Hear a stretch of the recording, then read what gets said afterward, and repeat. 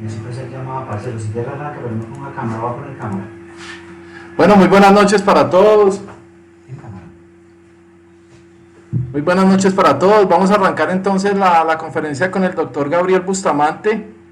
El doctor Gabriel Bustamante nos acompaña el día de hoy. Y no, doctor, de una le voy a dar la palabra porque yo sé que usted mantiene muy ocupado y un minutico suyo, de verdad que para todos nosotros es muy valioso. Así que tiene la palabra, mi doctor, y muchas gracias y Dios le pague por estar de verdad con nosotros compartiendo todo ese conocimiento y toda esa que usted tiene para todos estos líderes a nivel nacional, porque de verdad que esta conferencia les va a servir muchísimo para que puedan en sus territorios replicar y poder hacer una incidencia en las mesas y en todas esas organizaciones. De verdad muy contento, doctor, y tiene la palabra para no quitarle más tiempo, doctor.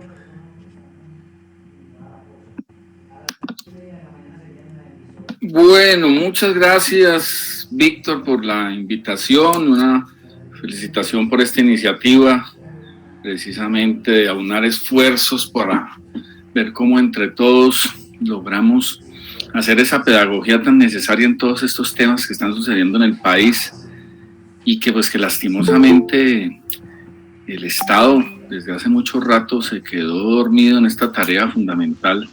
Por eso es importantísimo que con estos liderazgos pues de estos emprendimientos educativos pues logremos de alguna u otra manera subsanar todo pues, estos vacíos de conocimiento de temas que nos están afectando en el día a día, que es lo que vamos a hablar hoy.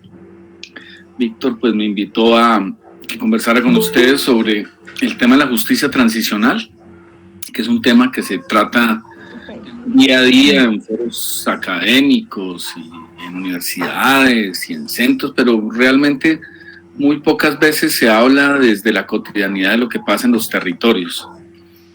Entonces vamos a hacer una conversación en torno a la justicia transicional, pero haciendo una reflexión de eso, qué tiene que ver con el día a día de los líderes y las lideresas de víctimas, qué tiene que ver con las personas que trabajan en los territorios como funcionarios, como contratistas en todos estos procesos, en alcaldías, gobernaciones, en los entes de control.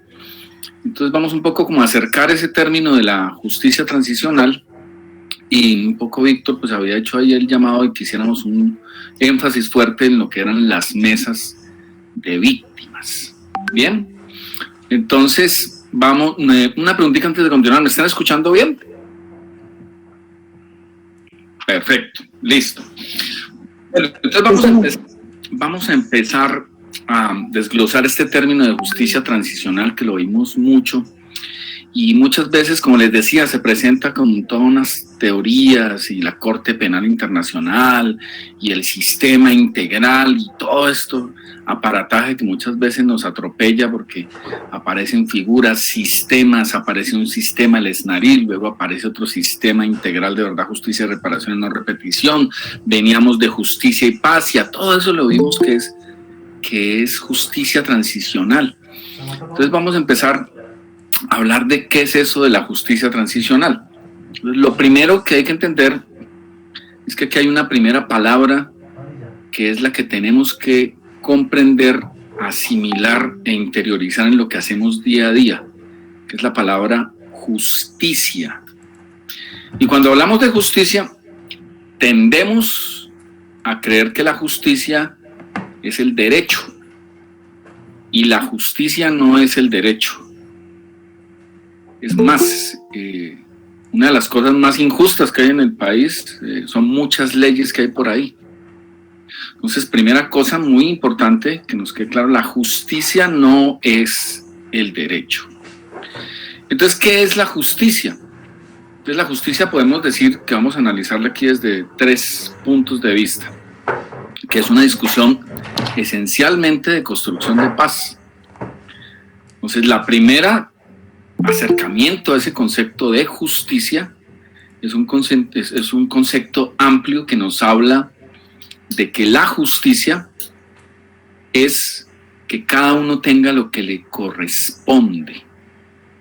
Y de ahí vamos a otros términos y vamos a otras frases que hemos oído mucho para ya empezar a entender cuando hablamos de justicia de qué hablamos. Porque ustedes han oído hablar, es que necesitamos una sociedad más justa. Y más justa no quiere decir más legal, ¿no? Necesitamos más leyes. Necesitamos una sociedad más justa, es una sociedad donde cada uno tenga lo que le corresponde. Entonces la justicia se convierte en esa armonía necesaria en una sociedad, precisamente para que la sociedad no solamente funcione, sino que en la sociedad haya relaciones de paz, hayan relaciones armónicas. No se rompa ese concepto de justicia, que es lo que nos termina llevando a la violencia. ¿Dónde encontramos el concepto de justicia? En los acuerdos de paz, por ejemplo. ¿Por qué la paz, que es otro concepto también muy vago? Cuando hablamos de paz tenemos que también centrarnos en qué tipo de paz estamos hablando. Uno identifica más o menos tres conceptos de paz que se manejan en Colombia. Uno, que cree que paz, o que a la paz se llega eliminando al enemigo, eliminando al otro. Y hay gente que habla de paz desde ese lugar, que es una incoherencia y es una situación bastante compleja, pero creemos que paz, o a la paz se llega eliminando al otro.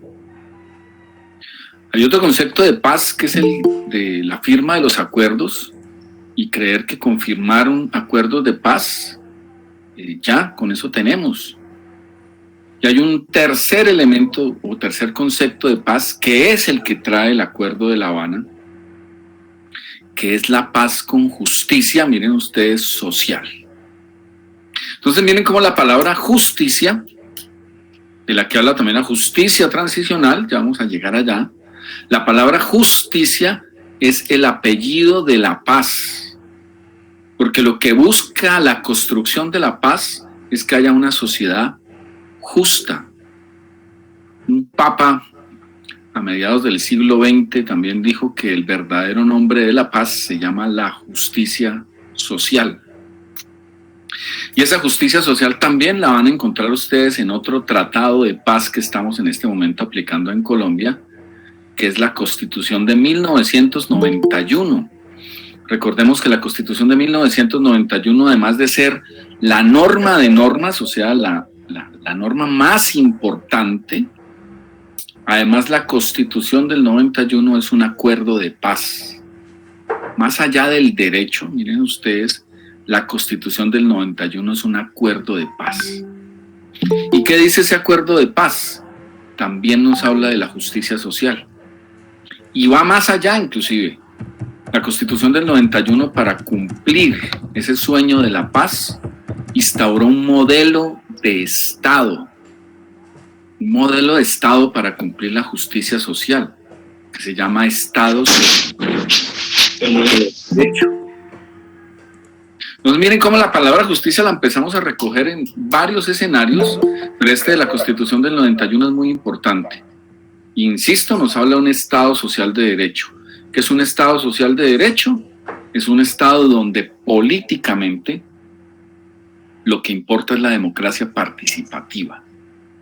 Pues en un Estado social de derecho lo que se promueve es la participación ciudadana, entre esas las mesas de víctimas, pero también los consejos de jóvenes, las plataformas de mujeres, las juntas de acción comunal, los cabildos indígenas, los consejos comunitarios, los consejos de política social. Entonces, todas estas figuras de participación ciudadana existen en Colombia porque somos un Estado social de derecho.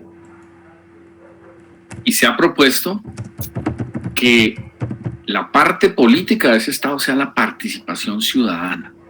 Si no hay participación ciudadana, no hay Estado social de derechos desde el punto de vista político. ¿Qué otra cosa dice el Estado social de derecho? Que, insisto, es una discusión de la paz, porque ese Estado social de derecho se creó para conseguir la paz con justicia social. Entonces, en el campo económico, el Estado social de derecho, que fue el que instauró la Constitución del 91, insisto, para buscar la paz, nos habla de que el Estado debe estar siempre del lado de la población vulnerable, del lado de la población débil de la relación. en este caso los obreros, en este caso los campesinos, en este caso las poblaciones vulnerables que necesitan apoyo del Estado. Entonces, desde el punto de vista económico, además, el Estado Social de Derecho nos dice que hay unas funciones que tiene el Estado, que son tan esenciales para la vida que no puede el Estado dejarlas en manos privadas. Entonces aquí vamos a empezar a encontrar el incumplimiento de la Constitución del 91, especialmente en esa parte que es el Estado Social de Derecho. ¿Por qué? Funciones esenciales del Estado como la salud hoy están en manos de los privados. Entonces ahí hay un incumplimiento, se ha roto el pacto del 91, porque lo que tenemos hoy es un sistema administrado por EPS que no garantiza el servicio de salud y donde los ciudadanos con derechos terminaron convertidos en clientes bajo esa lógica económica.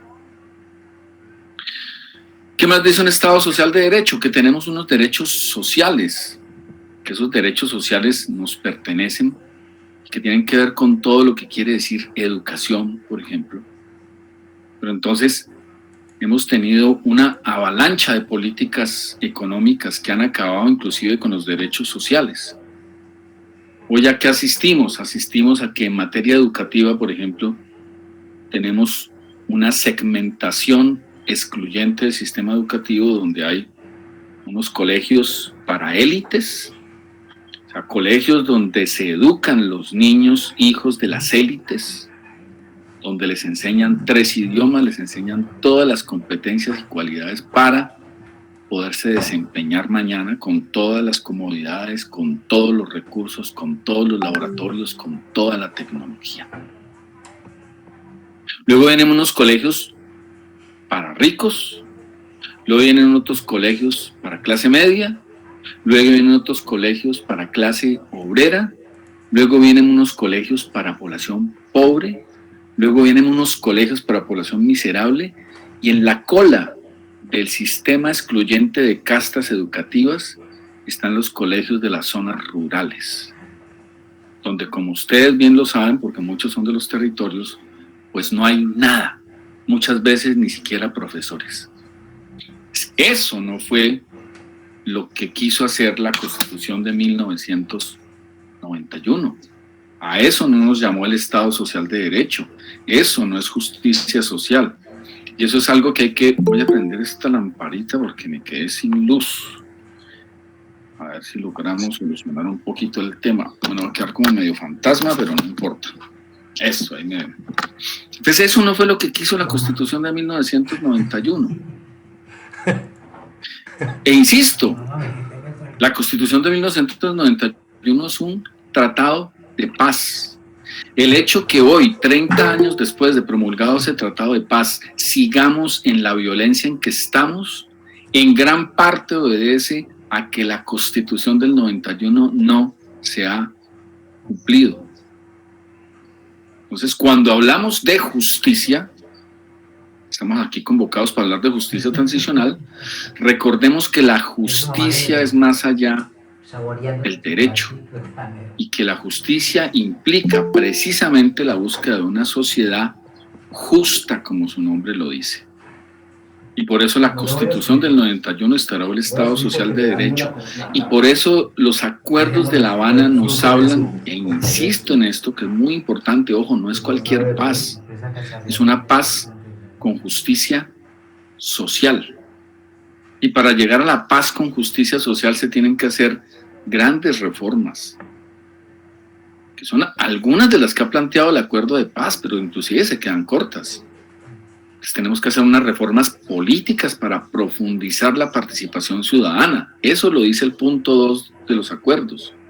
Y dentro de la profundización de la participación ciudadana, tienen un lugar privilegiado, especial, porque para eso se hizo la justicia transicional, las víctimas.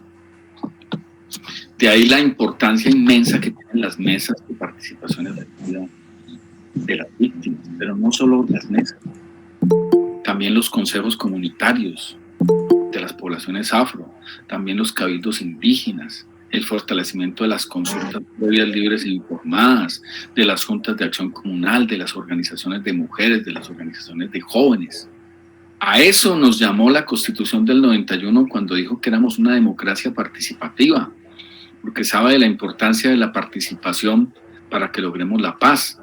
Sin embargo, creamos los aparatos, las mesas de víctimas, los consejos de juventud, los consejos de mujeres, los consejos de discapacidad. Los aparatos están creados, pero los aparatos no tienen fondo, porque ha faltado un compromiso político de alcaldes, gobernadores y gobierno nacional para comprometerse de verdad con la participación ciudadana, y que sea la gente quien libremente escoja los proyectos de desarrollo de sus municipios, sus departamentos y del país. Pues creamos un mundo de aparatos de participación, pero las decisiones importantes para el país se siguen tomando a puerta cerrada.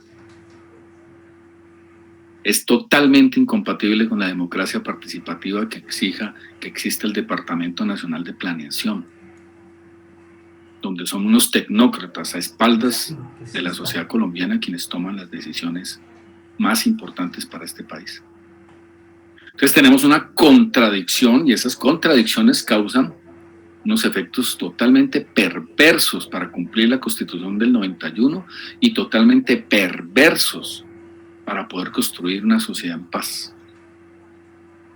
Entonces, cuando hablamos de justicia transicional, retomemos ahí, estamos hablando de la justicia en su término amplio, generoso, valioso, como es esas relaciones que buscan, insisto nuevamente en esto, una sociedad justa, o en términos del Acuerdo de La Habana, una paz con justicia social.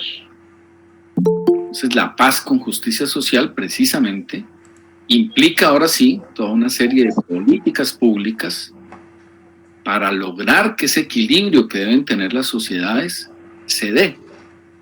Porque precisamente no tenemos paz con justicia social, no tenemos Estado social de derecho, no tenemos justicia, porque lo que hay en Colombia es un desequilibrio inmenso, profundo, y que cada vez crea una grieta más y más y más grande.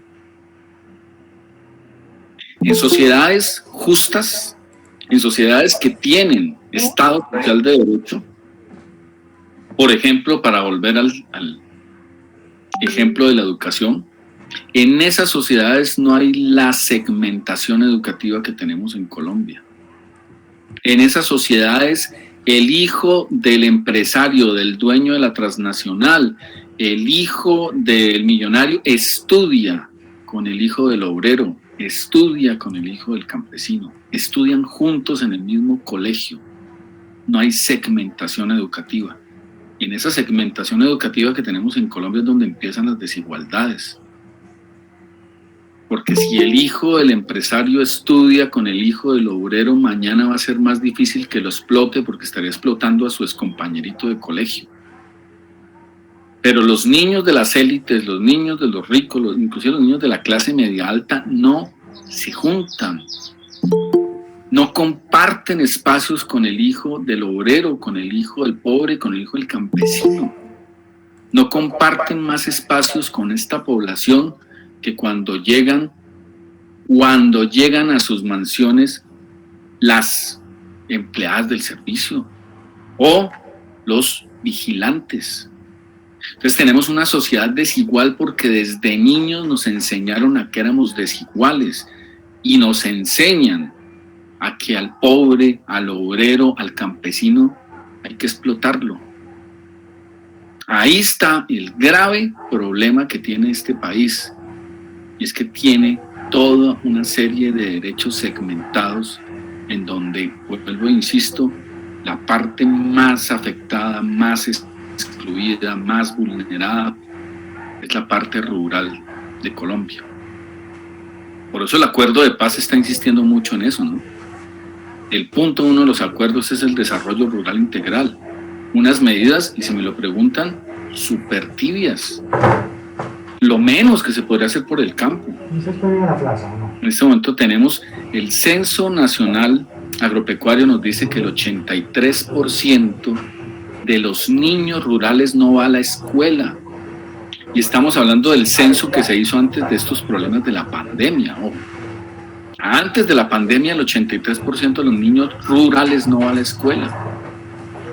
Únicamente el 1% de los jóvenes de las zonas rurales puede acceder a una universidad. 1%. Y el territorio colombiano es 94.4% rural. 94.4% es la inmensa mayoría de este país.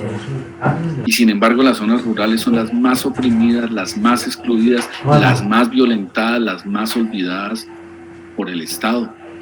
La gente no tiene ciudadanía porque no tiene derechos. En esas zonas rurales donde no hay puestos de salud, no hay carreteras, no hay Estado. Lo único que conocen del Estado son el olor a pólvora de los bombardeos, el Guaviare, el Caquetá, muchas partes del Cauca, de Nariño, de Antioquia, el Bajo Cauca antioqueño, el nororiente antioqueño, muchas partes de Cundinamarca, de Boyacá. Estamos hablando de la inmensa mayoría del territorio nacional. Entonces, de eso hablamos cuando hablamos de justicia, o hablémoslo por el negativo, de la injusticia, porque hablar de justicia en Colombia es un chiste, de la injusticia que hay que vencer para que haya paz, porque mientras no venzamos las injusticias sociales, en este país no va a haber paz, porque la paz, repitamos, quiere decir una sociedad que tiene justicia social, valga la redundancia. Bien, entonces ahí ya espero que la palabra justicia la hayamos sacado del chip del derecho y entendamos que la palabra justicia es el apellido de la paz. Y ahora sí vamos a hablar de justicia transicional y a retomar con lo que empezamos. Cuando hablamos de justicia transicional, creemos que estamos hablando de unos aparatos internacionales, de todas unas leyes complejas, lo que hablábamos ahorita, todo este tema de la Corte Penal Internacional, o estamos hablando del sistema integral con la Jurisdicción Especial para la Paz, la JEP. Y sí, pero eso no es lo más importante, eso es lo de menos. Cuando hablamos de justicia transicional, estamos hablando de las herramientas propias que cada país que quiere salir de una situación de graves violaciones a los derechos humanos, que quiere salir de una guerra como la colombiana, pues crea unos instrumentos, crea unas herramientas para salir de la guerra. Porque salir de las guerras y de la violencia no es fácil. ¿Por qué? Porque una guerra deja destruidos los territorios. Y parte de la justicia transicional es una política económica para salir de las fracturas que generó la guerra en el sistema económico de los municipios. O sea, los municipios rurales, además de ser pobres por el abandono estatal, son pobres por el conflicto armado. Y ahí se quebró, ahí se fraccionó, no solo las personas que son las víctimas, sino también las organizaciones, muchas de ellas cooperativas campesinas, organizaciones de productores, de cultivadores, de pescadores. Eso se fracturó. Y no hay carreteras, y no hay desarrollo, y no hay modos de vida por el conflicto armado. Entonces, una política de transición, una justicia transicional tiene que tener unas medidas económicas. El acuerdo de paz trajo unas estrategias de medidas económicas que hacen parte de la justicia transicional. Vamos a mencionar una que ustedes muy seguramente han oído hablar: los programas de desarrollo con enfoque territorial PEDET. Los programas de desarrollo con enfoque territorial PEDET son una figura de la justicia transicional de carácter económico. Los proyectos productivos para las víctimas, que tienen que ver con el componente de estabilización socioeconómica. La política de empleo para las víctimas, que la ordenó la Ley de Víctimas, el decreto 4800, y al día de hoy está incumplida en mayúsculas coloquen, porque la política de empleo es lo que más le incumplieron a las víctimas, y hace parte de la justicia transicional para salir de la guerra, de una medida económica y social, como es el empleo. Y hay medidas, obviamente, sociales, que también están inmiscuidas en todos estos planes, programas y proyectos que trajeron los PEDET. La construcción de escuelas rurales, la construcción de hospitales. Y hay medidas políticas. Dentro de las medidas políticas está la promoción de la participación. Y está otro de los graves incumplimientos de los acuerdos de La Habana con las víctimas. Porque como medida política, como medida de justicia transicional, se estipuló en el punto 2 de los acuerdos de la participación política que iban a haber 16 curules especiales para las víctimas. 16 curules que eran para los territorios más afectados por la guerra. Esos territorios que no tienen justicia social, o sea, que no tienen una carretera para llegar a ellos, esos territorios que no tienen una escuela, esos territorios que no tienen un puesto de salud.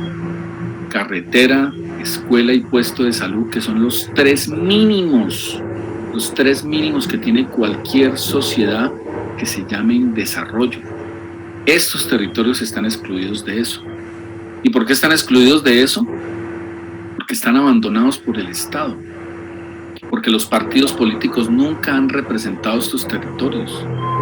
Y por eso el punto 2 de los acuerdos, con una medida de justicia transicional, dijo: hay que promover la participación política de estos territorios y les vamos a dar representación en la Cámara de Representantes, valga la redundancia, para que las organizaciones de víctimas, los cabildos indígenas, las organizaciones campesinas, las organizaciones afro, las organizaciones de mujeres, presenten sus candidatos, no los partidos políticos y menos el partido de las FARC.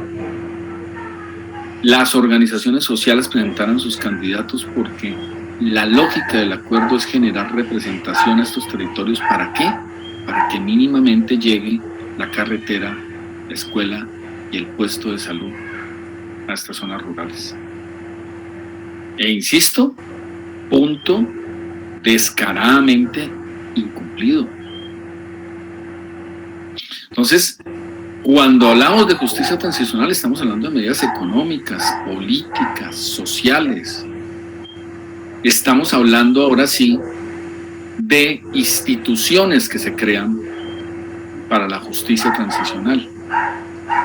Instituciones voy a mencionar varias.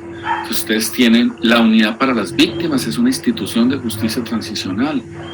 La Unidad de Restitución de Tierras es una institución de la justicia transicional. El Centro Nacional de Memoria Histórica es una institución de justicia transicional.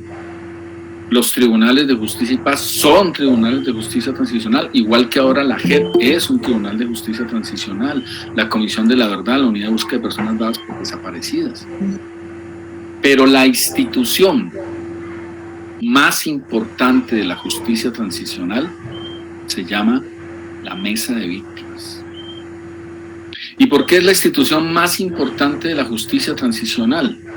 Porque la justicia transicional tiene como fin, tiene como esencia, se creó la justicia transicional en el mundo para garantizar los derechos de las víctimas. Y por eso, la institución más importante de la justicia transicional no es la JEP, no es la SED, no es la Unidad de Búsqueda, no es la Unidad de Víctimas, no es la Unidad de Restitución de Tierras. Es la Mesa de Víctimas. Porque esa Mesa de Víctimas es una institución de la justicia transicional que tiene como primera característica de que sus representantes son los representantes de las víctimas. A nivel nacional, la Mesa Nacional de Víctimas representa a las más de 9 millones de víctimas que aparecen en el registro único de la unidad. A nivel departamental, las 32 mesas departamentales que existen en el país representan, son la voz de las víctimas de cada uno de sus departamentos. Y a nivel municipal, las mesas representan a la totalidad de los 1.122 municipios donde puede haber mesas de víctimas. Entonces, esa primera característica hace que sea la institución más importante de la justicia transicional. Pero además de eso, en las mesas de víctimas con la población objetivo de la justicia transicional se está haciendo un ejercicio de ampliación de la democracia.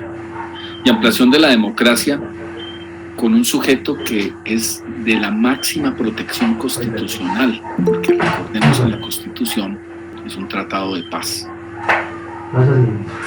Entonces, estamos hablando que otra característica de la justicia transicional es la consolidación de la democracia, porque la democracia también se ve afectada por la guerra.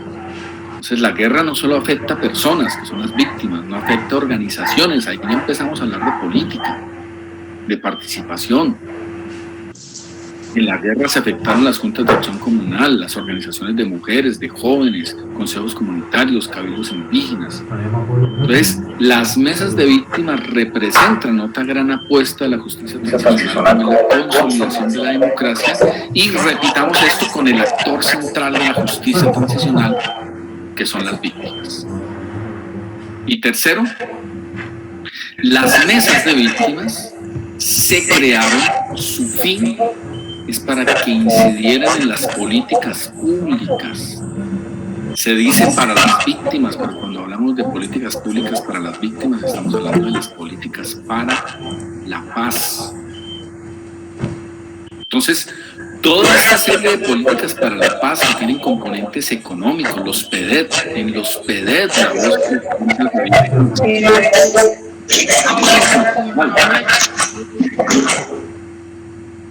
en las medidas sociales que se hacen en los municipios, en el departamento, en la nación, la voz de las víctimas es fundamental. En procesos como la restitución de tierras, la voz de las víctimas es fundamental. De ahí que miren ustedes que la mesa de víctimas no solamente, primero no son organizaciones de víctimas, no, es una institución. Es una institución sostenida en la Constitución del 91 con la democracia participativa, en la ley de víctimas, en el decreto 4800 y en un protocolo que hay, que es el protocolo de participación efectiva de las víctimas. Es una institución. Y esa institución, además, hace parte del Sistema Nacional de Reparación Integral a las Víctimas. Recordemos que las mesas hacen parte del sistema. Y la mesa además tiene delegados que van al comité ejecutivo, donde se toman las máximas decisiones. Recordemos que el comité ejecutivo de la ley de víctimas está conformado por el presidente de la República, sus ministros y 2 representantes de la Mesa Nacional de Víctimas. Y en el consejo directivo de la Unidad de Restitución de Tierras, que hay una entidad encargada de la restitución de tierras, ¿no? Y el consejo directivo de esa entidad, que es quienes toman las decisiones, ese consejo directivo es el que lleva las propuestas para la restitución de tierras. Hay 2 integrantes de la Mesa Nacional de Víctimas.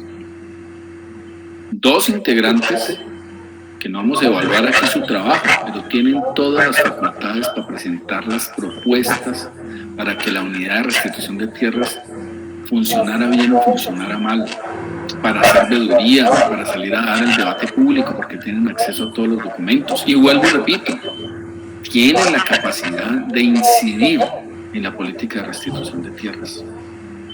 Y en el Centro Nacional de Memoria Histórica, 2 representantes de la Mesa de Víctimas, para dirigir las políticas de la verdad de este país. E inclusive en el Comité de Monitoreo y Control, donde está la Procuraduría, que sanciona disciplinariamente a todos los funcionarios que no cumplen la ley de víctimas. Está la Contraloría, encargada de vigilar los recursos para las víctimas, y está la Defensoría del Pueblo. Ahí hay 3 representantes. O sea, de 6 miembros del Comité de Seguimiento, Monitoreo y Control, la mitad son víctimas. Víctimas con la capacidad de orientar las investigaciones fiscales de quienes se pueden llegar a estar robando la plata de las víctimas. Víctimas con la capacidad de orientar los incumplimientos graves de la ley de víctimas para que la Procuraduría los hubiera sancionado. o víctimas que hubieran podido orientar la labor fundamental de denuncia en derechos humanos que hace la Defensoría. Entonces, miren el papel tan importante que cumplen las mesas de víctimas. Eso a nivel departamental y municipal también se traslada, que las víctimas, las mesas hacen parte como institución que son de los comités de justicia transicional. Y me detengo de un paréntesis ahí, porque es que alcaldes y gobernadores, desde que se creó la ley de víctimas hasta hoy, no entienden por qué se llama Comité de Justicia Transicional. Porque siguen pensando en la justicia transicional como algo de leyes y códigos especializados de la Corte Penal Internacional, o no sé qué están pensando. No, la justicia transicional y los comités es para ver qué van a hacer económicamente los municipios para que la gente no aguante hambre. Porque con hambre no hay paz. ¿Y cómo van a hacer para llevar educación y salud al municipio? Ese es el Comité de Justicia Transicional. Y ahí se deciden las medidas de reparación colectiva y otras cosas más específicas de las víctimas. Es el Comité de Justicia Transicional, a su vez tiene otros subcomités de prevención y protección, por ejemplo. Y en todos ellos, la lógica es que las víctimas pueden participar e incidir. De ahí la importancia de los procesos educativos, que muchos líderes y muchas lideresas llegaron sin mayor conocimiento de saber la capacidad y el poder que tenían en sus manos cuando hacen parte o no de una mesa. Entonces, repito, la institución más importante de la justicia transicional se llama las mesas de víctimas, porque las mesas de víctimas es de lejos la experiencia de reconciliación más importante que ha emprendido este país, por varias cosas. La ley 1448-2011, después de una negación paulatina y reiterada del conflicto armado, reconoció en una ley que en Colombia había una guerra. Y al reconocer que había una guerra, reconoció que había víctimas de la guerra. Y la ley 1448-2011 dio un paso mucho más fundamental. Y es que esa ley reconoció históricamente, hasta ese momento eso no se había dicho, esa ley reconoce que el Estado también puede ser victimario. Y reconoce a las víctimas del Estado que fueron negadas por justicia y paz y de ahí para atrás. O sea, que el Estado haya reconocido que puede ser victimario por acción y por omisión es uno de los pasos más importantes para la reconciliación. El Estado está aceptando que ha causado daños, desapariciones forzadas, ejecuciones extrajudiciales, etc., desplazamiento forzado. Pero además reconoció algo mucho más importante para la reconciliación de este país en la ley 1448, que es culpable por omisión. ¿Qué quiere decir esto? ¿Dónde estaban los alcaldes, los gobernadores, la Procuraduría, la Defensoría del Pueblo, los personeros, la policía, el ejército, etcétera? ¿Dónde estaban mientras desplazaban a más de 7 millones de personas en Colombia? ¿Dónde estaban procuradores, policía, ejército, fiscalía, mientras desaparecían a cerca de 100.000 personas en Colombia? ¿Dónde estaba el Estado? Hay una responsabilidad por omisión que la ley de víctimas también reconoció. Y de ahí miren la importancia, reconocen que hay un conflicto armado, reconocen que hay víctimas de ese conflicto, crean las mesas y el Estado, en ese proyecto inmenso de justicia transicional que son las mesas, se sienta con las mesas a construir las políticas públicas. Esa es la filosofía, ese es el sentido, para eso se crearon las mesas. Lastimosamente, y ahorita me imagino que en las preguntas ustedes lo dirán, pero eso no sucede en la realidad. Claro, así como no se cumplió el Estado Social de Derecho. Pero la herramienta existe, y entre más gente capacitada y consciente de que la herramienta de la mesa de víctimas se creó para eso, más cerca podremos estar de que llegue a cumplir los fines para los que fueron creadas. Pero no nos equivoquemos nunca, la justicia transicional tiene validez, sirve para algo, es importante si nos sirve en el día a día en el territorio.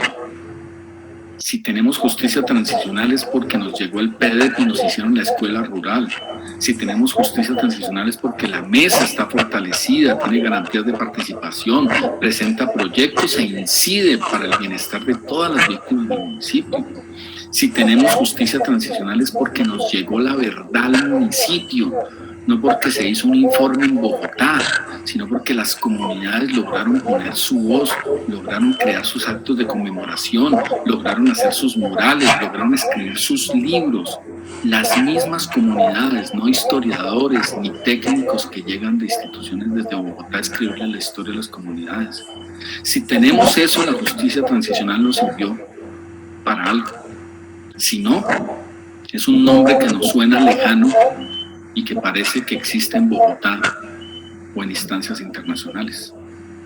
Entonces, cuando hablamos de justicia transicional, estamos hablando de lo que sucede en los territorios y especialmente los territorios afectados por la guerra.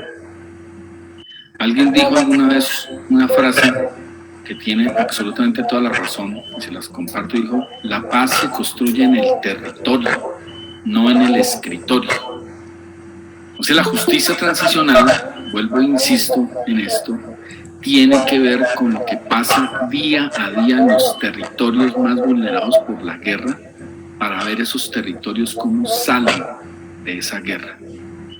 Por eso en los PEDET se priorizaron los 170 municipios, quedaron muchos por fuera que deberían estar, pero los 170 municipios se priorizaron bajo la lógica que eran los municipios donde más afectaciones de la guerra había y más abandono estatal también. Porque si se hacía un laboratorio con esos 170 municipios para llevar inversión en escuelas, llevar inversión en carreteras, llevar recursos para desarrollar agrícolamente esos territorios, llevar educación, llevar cultura, llevar participación ciudadana, transformar esos 170 municipios, que es donde está el foco de la guerra, haría que se generara una bola de nieve que traería paz y reconciliación al resto del país. Sin embargo, como todo lo que pasa, los PEDET en muy pocos lados están funcionando. Hay atraso en las obras, no hay verdadero compromiso en los procesos de desarrollo que se plantearon. Entonces caemos en ese círculo vicioso donde creamos las figuras, creamos los espacios, creamos las herramientas, pero esas herramientas se desvanecen por la falta de voluntad política, pero también por la falta de interés de los y las ciudadanos que no se empoderan de estas herramientas de justicia transicional. Bien, son las 6:44, vamos a cerrar. Es una horita, sería chévere que ustedes hicieran algunas preguntas o hicieran algunos comentarios, observaciones, pero vamos a cerrar a redondear esto con otro tema, que es la construcción de paz y la reconciliación. La construcción de paz y la reconciliación, vuelvo e insisto, ¿cuál paz? Es lo primero que hay que preguntarse. La paz que hablan los acuerdos, la paz que habla la Constitución del 91, la paz que queremos construir es la paz con justicia social, que es lo que hemos hablado durante todos estos minutos. Construir la paz con justicia social no es fácil, no es fácil. ¿Por qué?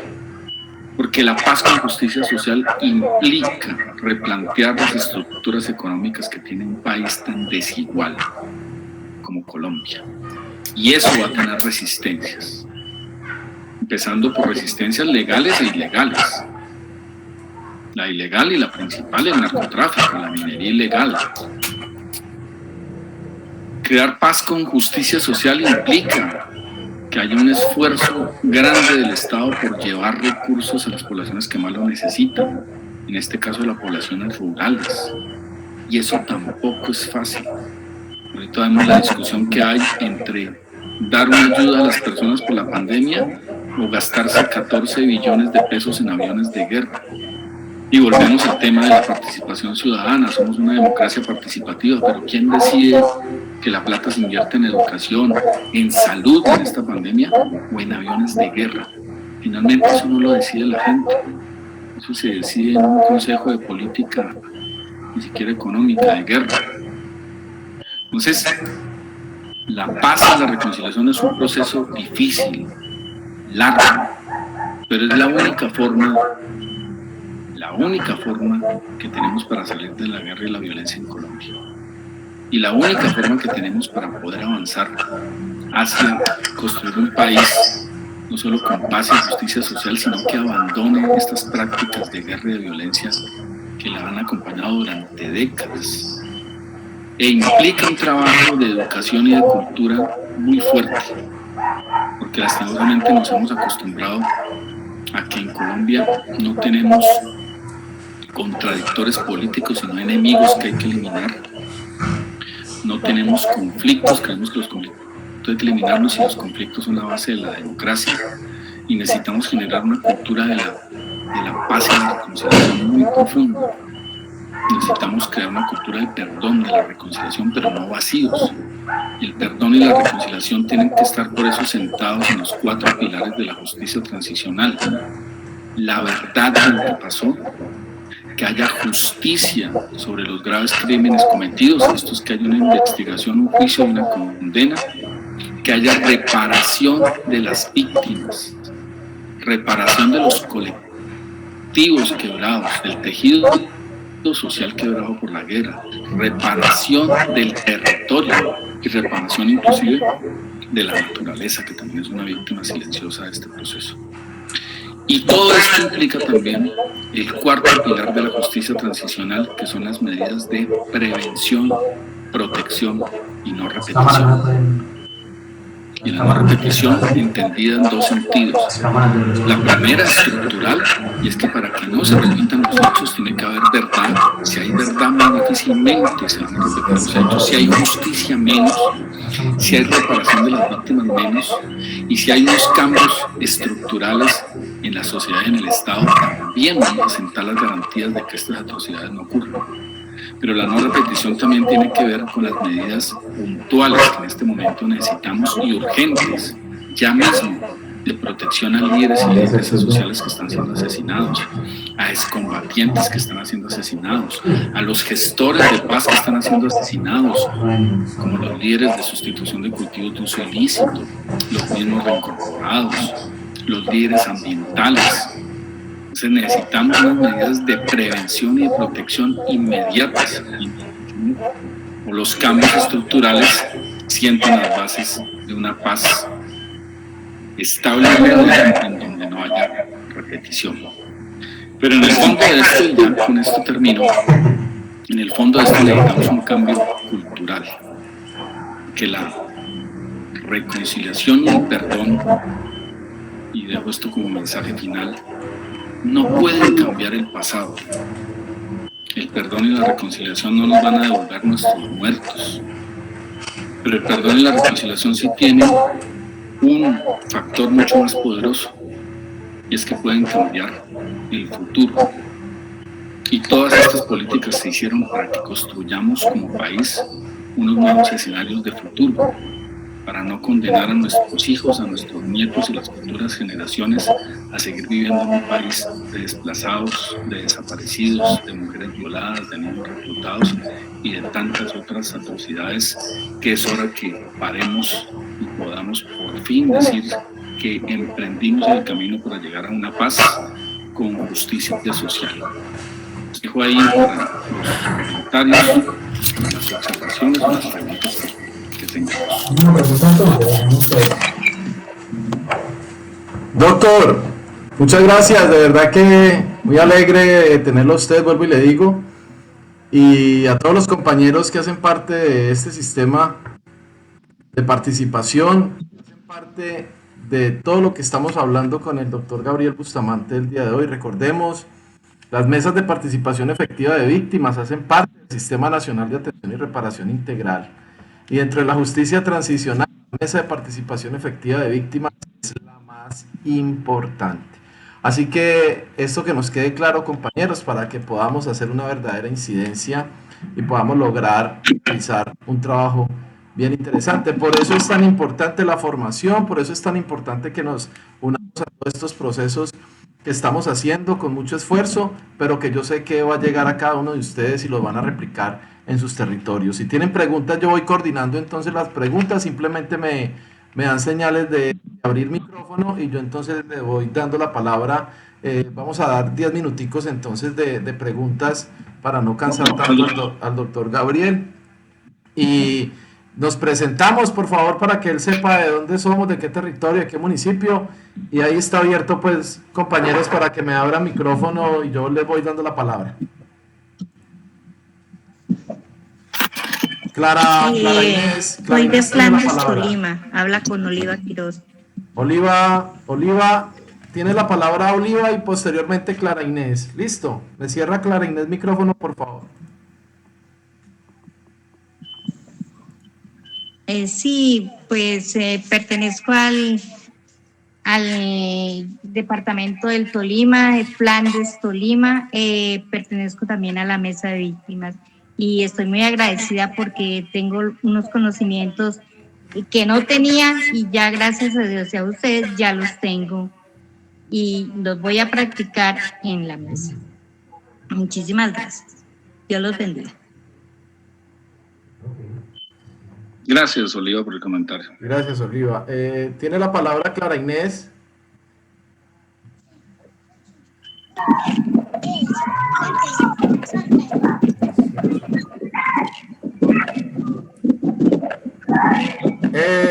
Tiene la palabra Evin Andrés Durán tiene la palabra y no sé si la compañera de Florian Santander también quiere compartir con nosotros alguna pregunta. Evin. Buenas noches, soy Clara Inés García.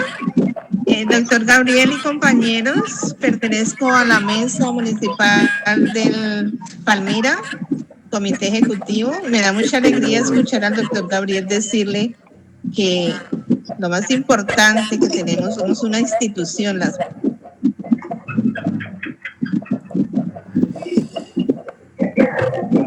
Ay, qué pena, me equivoqué. Muchas gracias, muchas bendiciones. Me equivoqué. No, Clara me cerraron Inés.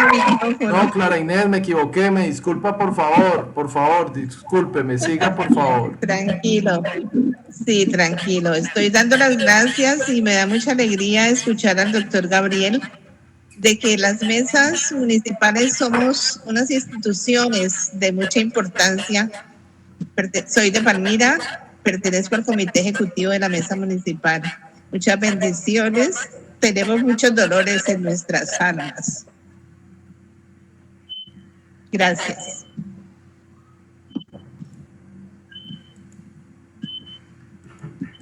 A usted, Clarín, muchas gracias por el comentario. Preguntas, por favor, compañeros. Aprovechemos al doctor Gabriel Bustamante, que lo tenemos con nosotros en este momento.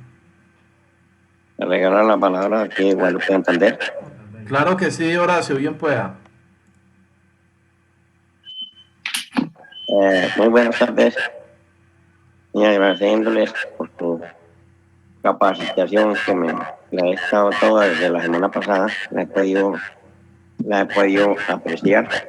Gracias a de Guadalupe Santander, hago parte del Comité de Justicia Transicional de la Mesa de Víctimas de Guadalupe Santander. También hago parte del subcomité de no repetición y de garantía de no repetición. Y estamos ahí trabajando en la mesa y con estas capacitaciones que ustedes nos dan, que las hemos aprovechado al máximo porque nos sirven para seguir más adelante con más esmero y más conocimiento para poder poner en práctica y poder representar al resto de nuestras víctimas del municipio. Muchas gracias. Dios bendiga. Gracias, Horacio. Weimar, ¿tiene alguna pregunta? Muy buena. Me da la palabra. Buenas noches. Pido la palabra. Sí. Nicolás, ¿qué pasa, Nicolás? Nicolás. Albeiro, ya le doy la palabra a Albeiro. Liliana Trujillo. Yo tengo una inquietud referente a los procesos de restitución de tierras, ya que pues tengo la sentencia y todo eso, pero se me ha convertido en problema, ya que pues, mi entorno y todo, acá en la comunidad, a la cual retorné, que es la zona montañosa, hay otras personas que están reclamando sobre el mismo predio y a mí no me han entregado nada hasta el momento. tengo mi sentencia y se me volvió un problema porque me piden que tengo que desalojar yo para que las otras personas que están reclamando pues tomen la posesión. Debido a esto pues hay un caos, digamos, tanto en personería de Palmira como en Defensoría del Pueblo Cali y la unidad de restitución, porque parece haber que hay duplicidad y hay dos sentencias y no nos hemos podido dar cuenta en dónde se está llevando ese otro proceso. El caso es que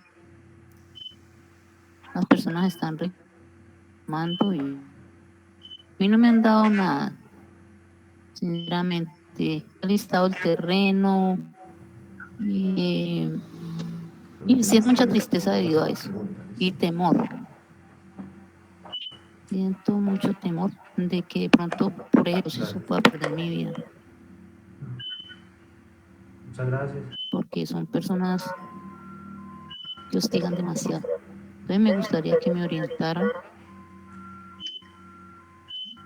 ante este caso que puedo hacer yo. También pertenezco a la mesa de víctimas, pero pues la verdad me siento es como de manos atadas. Tengo un poco de papeles, pero pues a la hora de que no me solucionan nada.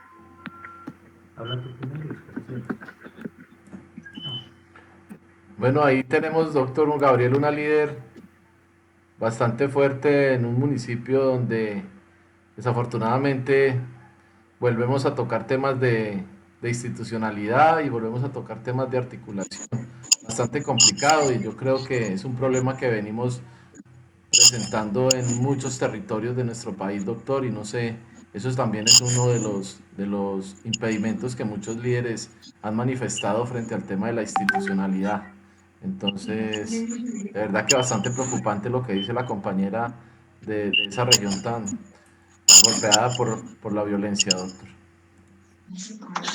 Bien, bueno, agradecerles a todos por las palabras, también muy contento de ver. Víctor. Van a seguir preguntando, bueno. Yasmín. Víctor.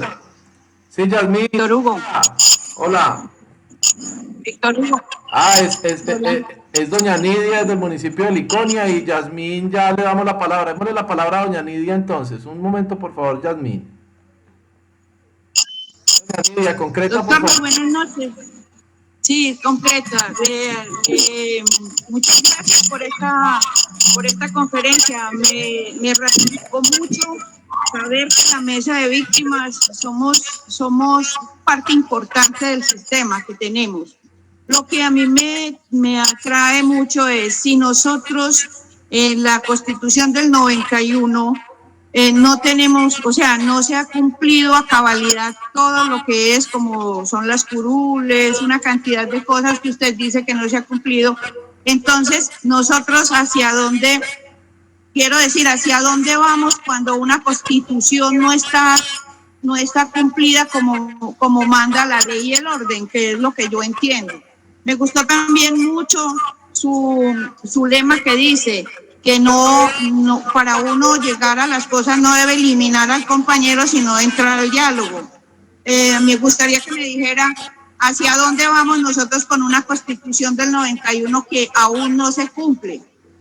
Si eso pasa, las mesas de víctimas tenemos demasiados problemas para que nos hagan efectivo muchas cosas. Muchas gracias, doctor. Gracias. Buenas noches. Sí, buenas noches. Pido el uso de la palabra. Tiene la palabra. Hola. Sí, tiene la palabra Yasmín y luego tienes la palabra tú. Listo, que Yasmín tiene la palabra en este momento. Muchas gracias. Sí.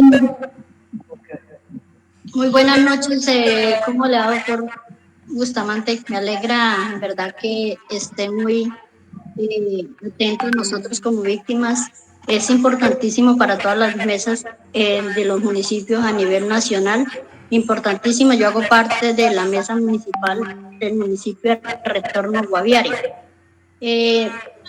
Si tanto se habla de una paz, me gustaría que me direccionara qué se debe hacer en caso de si a 96 familias del departamento nos acogimos, nos dieron un proyecto de unas gallinas de la cual no se cumplió a cabalidad lo que estaba establecido. Entonces, ahí estamos siendo otra vez violados nuestros derechos nosotros como víctimas.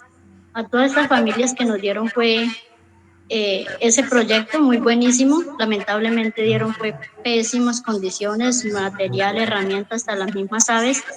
Entonces, decirle que la misma unidad dirá, no, ya se cumplió la reparación, cuando uno ni siquiera cuenta con una vivienda digna y le dan a uno un proyecto que ni siquiera estaba por el presupuesto que nos informan en nuestro municipio. Entonces, no sé de dónde empezaremos a ver la paz.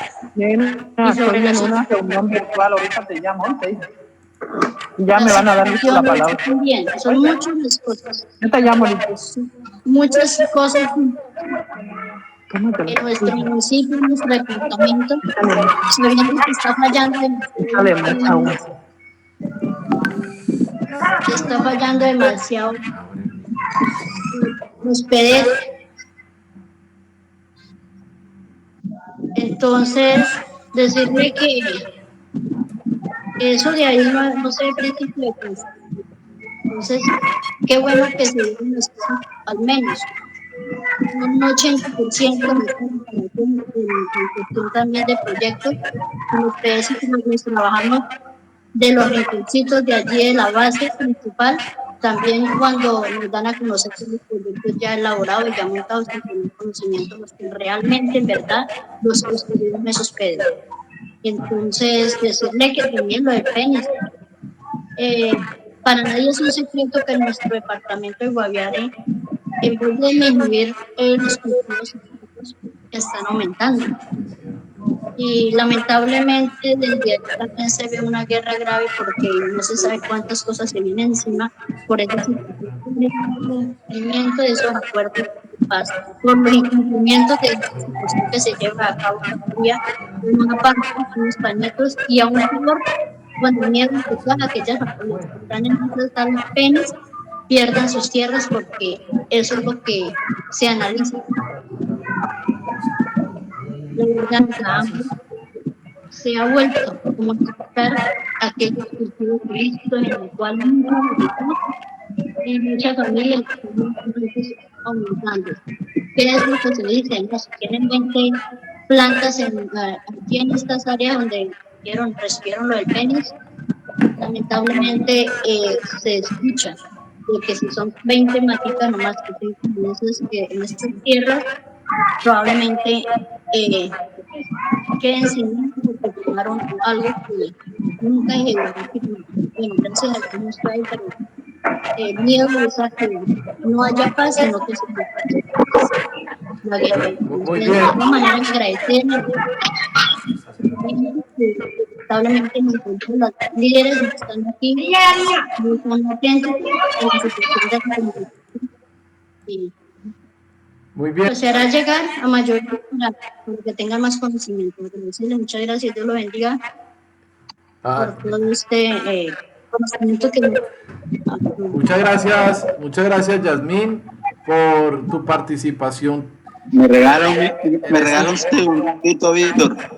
Tenemos, vea, las preguntas tienen que ser muy concretas porque ya tenemos que salir. Yo debo de estar a las 8 de la noche, pues tenemos acá en el municipio de San Rafael, Antioquia, cierre de toque de queda. Entonces les pido que por favor me colaboren con las preguntas muy concretas, sí, por favor. Albeiro, usted por favor tiene la palabra, muy concreto, es tan amable. Buenas noches. Albeiro, tiene la palabra, Albeiro. Buenas noches para todos. Buenas noches, Albeiro.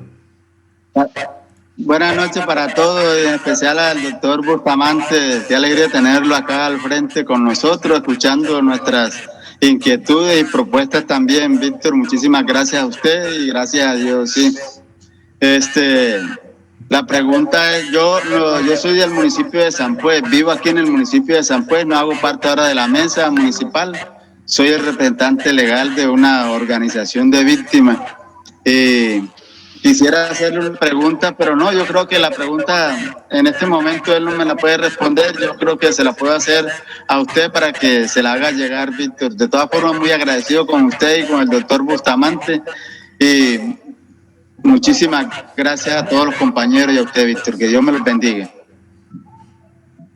A usted, Albeiro, siempre tan participativo de todos estos procesos de formación, Albeiro. Muchas gracias. Doctor. Gracias a usted, Víctor. Bueno, doctor, ya yo creo que para cerrar vamos a darle pregunta, doña Evin. ¿Quién? Doña Evin, que hace rato doña Evin está que se pregunta, ¿cierto? Para darle la palabra, pero tiene que ser muy concreta, porfa, que ya el doctor se nos va a ir, entonces muy concreta.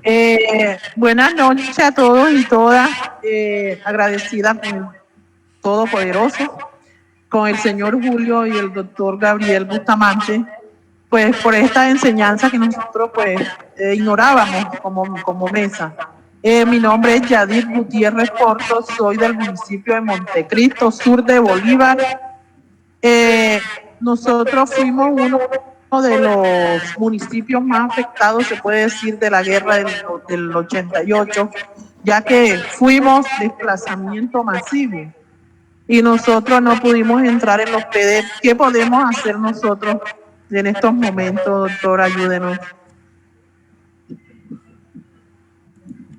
Muy bien, muchas gracias, compañera. Doctor, entonces sí le doy la palabra a usted para que nos responda estas inquietudes y ya nos vamos despidiendo de este webinar, cumpliéndole a todos los compañeros que hacen parte de este proceso de formación, Formando y Reparando, que lo he bautizado así, Formando y Reparando, porque yo sé que algún día de nuestras vidas vamos a tener el Víctimas Reparando Víctimas, que yo siempre he venido trabajando en ese tema. Vamos a ver, ojalá lo logremos. Bueno, doctor, tiene la palabra ya para despedirnos.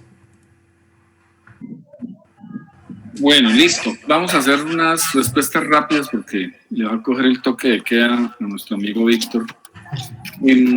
Varias cositas. Ustedes mencionaron, bueno, el tema de restitución de tierras, vamos a hacer lo siguiente, miren. Por el caso que está explicando aquí nuestra amiga, decirles que sobre un mismo predio puede haber varias personas que hagan reclamaciones, inclusive puede haber varios poseedores en el tiempo. Eso es totalmente normal, sucede muchísimo, pero tocaría ver el caso concreto de qué es lo que ha sucedido. Ella también pone ahí el tema de seguridad, que aprovecho para decirlo. Estamos en el tema de transiciones de la paz, que es una cosa riesgosa.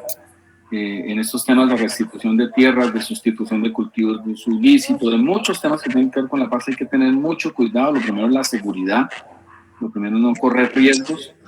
Entonces, haciendo la claridad de que puede haber muchos procesos sobre un mismo predio y eso no tiene nada de raro, sí tendría que ver el caso en concreto. Entonces, si Víctor le da mi correo electrónico, con mucho gusto que me escriba, que yo ya le pediré los papeles que son para poderle hacer una orientación concreta y que sirva para algo, ¿vale? Entonces dejamos ese tema. Buenas noches.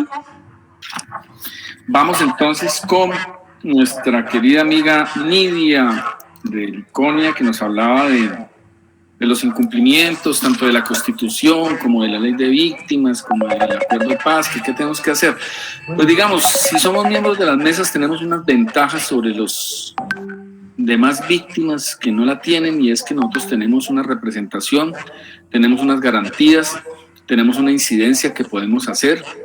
Entonces, lo que yo diría es, por ejemplo, tenemos unos espacios como es el Comité de Monitoreo y Control, donde hay 3 compañeros de la Mesa Nacional que tienen que llevar ese comité los incumplimientos. ¿Para qué? Para que la Procuraduría ponga las sanciones disciplinarias que tiene que poner, la Contraloría, las fiscales y la Defensoría ejerza la vocería como defensor del pueblo de precisamente el cumplimiento de los derechos de las víctimas. Les ha faltado un poco más de incidencia para que esos incumplimientos se vean reflejados en los informes de ese comité. Tenemos una veeduría internacional. Ustedes recuerden que el Acuerdo de Paz se elevó a tratado internacional y por eso hay unos países que vienen a hacer seguimiento acá, tenemos países amigos. Pues, por ejemplo, los exmiembros de las FARC tienen un comité y presentan informes de los incumplimientos que hacen a las FARC. Las víctimas no tienen mayor incidencia en esas visitas de la comunidad internacional. Deberían las mesas organizarse, hacer un documento de los incumplimientos y trasladárselo precisamente a ese comité de países que acompañan la implementación del acuerdo de paz, fruto de un tratado internacional. Y obviamente a nivel local pues están los organistas, la Personería, la Defensoría del Pueblo, la Contraloría, la Procuraduría Provincial, están los escenarios, muchos de aquí dijeron yo soy miembro del Comité de Justicia Transicional, eso hay que llevarlo allá y dejarlo en acta, que conste. Tenemos los espacios de los medios de comunicación masiva, nunca hay un comunicado de la Mesa Nacional o nunca, no se ve, por lo menos no se conoce de una incidencia fuerte denunciando los incumplimientos de las víctimas. En cuanto al incumplimiento que se hace, recordemos que los derechos a la verdad, la justicia, la reparación y la no repetición hacen parte de la Constitución del 91. Desde el año 2012, con el Acto Legislativo para la Paz, somos el único país en el mundo que tiene elevados a derechos fundamentales los derechos a la verdad, la justicia, la reparación y la no repetición de las víctimas. O sea que podemos poner tutelas, podemos poner acciones de cumplimiento, tenemos una serie de garantías y de acciones, y más como miembros de mesas que tenemos unas garantías que no tienen otras organizaciones de víctimas o víctimas individuales. Bien, me decía la compañera del Retorno Guaviare de un proyecto que ha tenido problemas, que no le dieron, que lo mismo tenemos los escenarios del Comité de Justicia Transicional donde se debe hacer evaluación de los proyectos que se hacen para las víctimas, tenemos los escenarios de control. Vuelvo y repito, el Comité de Monitoreo y Control es un comité de ley, de la ley de víctimas, donde tienen asiento las víctimas y precisamente es para investigar la plata de qué sucedió con los proyectos de las víctimas. Y complementaba a nuestra amiga de Retorno Guaviare diciendo que con eso ya pretenden que quedó reparado. No, la reparación de la que habla la ley de víctimas es integral y transformadora e implica todo un conjunto de derechos más un conjunto de medidas económicas, más una reparación además simbólica que se debe entregar a las víctimas individuales, a los colectivos y ahora, dice el acuerdo de paz, a los territorios. Y uno de los departamentos donde más deudas con la reparación de las víctimas, donde más deudas hay, es el Guaviare. Entonces ahí sí implica, y que está pasando en una situación muy compleja, ¿no? Y toda nuestra solidaridad, pero implica que con mayor razón se organicen para la incidencia precisamente de exigir el cumplimiento de los derechos y garantías que les trajo la ley. Y por último, nuestra amiga Judith de Montecristo, sur de Bolívar, una bello municipio, una bella región del sur de Bolívar, pero históricamente azotado por el conflicto, el abandono estatal. Creo que, digamos, el tiempo de los PEDET ya pasó, pero se podría intentar que haya una ampliación de los PEDET y eso implicaría que varios municipios que quedaron por fuera, que comparten precisamente el ser víctimas de la guerra de una forma tan dura como es el sur de Bolívar y del abandono estatal, pues se organizaran en varios municipios, inclusive hacer una reunión virtual de mesas de esos municipios que uno dice estos municipios porque no fueron PEDET y poder hacer una incidencia.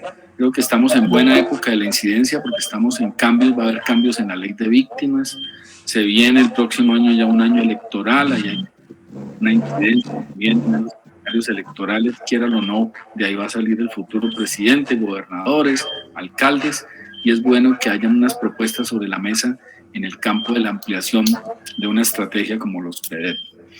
Con esto termino, quiero darle muchísimas gracias a ustedes por su tiempo, por su atención, gracias a los organizadores, a Víctor, por esta iniciativa tan buena, gracias por tenerme en cuenta para compartir con ustedes y les deseo a todos. Doctor Gabriel. Doctor Gabriel, yo quisiera... tengo una preguntita muy puntual para ustedes, tan amable, ¿me regala un minuto? Sí, claro que sí. La verdad es en base a la primera pregunta que hizo la compañera. Si, por ejemplo, hay varias personas en procesos por un predio, como usted nos explicaba, ¿cómo sería la repartición? ¿Cuál sería la solución o cómo se hace ahí en ese caso? Es que va a depender del caso, pero lo que ha sucedido tradicionalmente, digamos, lo que más sucede, para ponerte el ejemplo, es que hay varios poseedores que han estado en diferentes etapas del tiempo y todos concurren a la reparación. Ahí lo que se ve y lo que hace el juez es ver el despojo original, que es el que se termina reparando. Los otros lo que empiezan a ver es que sean adquisidores del bien de buena fe o, por el contrario, mala fe. En los que son de buena fe, si bien no se les retorna el predio, se les da una indemnización o se les da una compensación. Tendría que concurrir un caso de derechos iguales para que el predio se repartiera entre dos, pero por lo general lo que sucede en esos casos es que en el tiempo se reparten diferentes ocupaciones, algunas legítimas, otras no. Sobre las legítimas hay indemnizaciones o compensaciones, sobre las que no son legítimas, o sea, de no buena fe, no hay indemnización. Esa es básicamente como la lógica de esos predios. Bueno, vamos a terminar con la compañera de la alcaldía de Florian, Santander. Le damos la palabra muy precisa, por favor, y con ella terminamos. Y les envío un fuerte saludo a todos, un fuerte saludo. De verdad que ha estado bacanísimo todo este evento y el acompañamiento de ustedes, y el día de hoy tenerlo a usted, doctor, para mí fue fundamental y no, de verdad, como dice la actriz, me dice, doctor, usted para mí es una excelente guía y siempre he estado ahí siguiéndolo a usted. Así que la palabra para la niña de la alcaldía de Florian y terminamos con usted, compañerita. Así que un abrazo muy fuerte. Muchas gracias. Buenas noches para todos. Yo soy Lorena Díaz, apoyo el enlace municipal de víctimas de la alcaldía de Florian. Pues son dos cosas. Una es que pues estaba en otra reunión que se me cruzó con esta. Entonces pues quería saber si hay posibilidad, si grabaron la llamada, de que nos envíen esa información al WhatsApp, igual que lo ha hecho con las clases. Y lo segundo es, el doctor mencionaba algo sobre la inclusión de algunos municipios que quedaron por fuera. El municipio de Florian pues fue un municipio bastante golpeado por la violencia, pero no se tuvo en cuenta, no está incluido en esos municipios priorizados. Entonces, ¿qué proceso se podría hacer ahí para que se incluya? A ver, sí, Lorena, mira, lo que les decía ahorita, digamos, es la priorización de los municipios PD, eso parte de un decreto ley, y lo que les contaba ahorita es que pues uno sabe que no todos quedaron incluidos, que hay unos que debieron haber quedado incluidos porque uno sabe la situación tanto de violencia como de abandono estatal, que cumplían los requisitos, y el proceso de paz está proyectado para 20 años. O sea que lo que hay que hacer es una ampliación de los municipios que pueden ser beneficiarios de los programas PEDET, pero eso va a implicar una vaina de incidencia donde haya por lo menos unos municipios que se reúnan, que cumplan las características y que hagan todo el cabildeo. Les decía que este es un buen momento porque estamos en reformas, o sea, va a haber una reforma a la ley de víctimas, vienen los procesos electorales, vienen los nuevos congresistas, eso tiene que pasar por el Congreso. O sea que es un lobby que se tendrá que hacer con, bueno, se podría hacer ahorita con este Congreso, se podría hacer ahorita con este presidente, pero digamos, lo importante es que haya un proyecto en el cual se justifique bien eso y se pida la ampliación de los PEDET para los municipios que, como tú mencionas, y es el caso de Florian, pues cumplen los requisitos y quedaron por fuera, y quedan por fuera unas medidas económicas y sociales importantes para el posconflicto, ¿vale? Vale, muchas gracias. Bueno, doctor, muchas gracias. Entonces ya con esto nos despedimos. No, doña Nidia, ya no podemos, ya no tenemos más tiempo. Muchas gracias. No. Si nos puede, si se puede, con la conversación del doctor, o sea, la conferencia del doctor. Sí, yo la grabé, doña Nidia, no hay problema. Yo les envío la conferencia grabada del doctor Gabriel Bustamante. No se preocupen que van a tener la conferencia grabada. Este es un plus que gracias. No hay ningún inconveniente. Doctor, de nuevo le Muchas quiero dar, gracias. Bueno, de nuevo, doctor, le quiero dar las gracias. Quiero decirle que de verdad muy importante la hora que nos regaló más de una hora, Y bueno, para los compañeros que estuvieron en la videoconferencia, espero que la disfruten al máximo cuando la vuelvan a ver y la apliquen en sus territorios. Yo les envío la clase número 9 y la clase número 10 del día de mañana y terminamos, mañana tenemos una video importante del tema de desaparición forzada, otro webinar con una invitada muy especial y los espero mañana a las 6. Así que un abrazo muy fuerte, Dios los bendiga, doctor, muchas gracias. Gracias.